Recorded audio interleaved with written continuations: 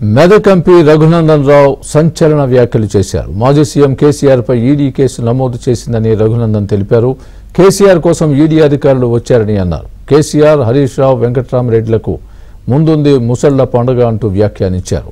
గొర్రెల స్కామ్లో కేసీఆర్ కు ఈడీ నోటీసులు జారీ చేసిందని అన్నారు రఘునందన్ రావు. రఘునందన్ రావు వ్యాఖ్యలు ఇప్పుడు సంచలనం రేపుతున్నాయి.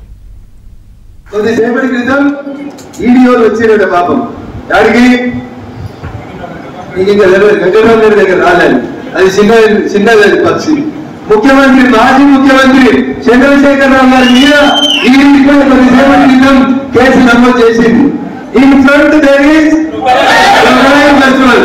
వెంకటరామరెడ్డి గారికి ఉంటుంది క్రొకడైల్ ఫెస్టివల్, గవర్నమెంట్ హరీష్ గారికి ఉంటుంది, మాజీ ముఖ్యమంత్రి చంద్రశేఖర్ రావు గారికి కూడా in front there is crocodile festival.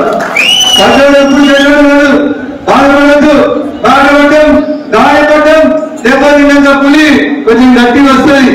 దుబ్బాడలో దెబ్బ కొట్టి కానీ చాలా ఈరిండి ఆరోగ్యం ఉన్నాడు అన్నదా.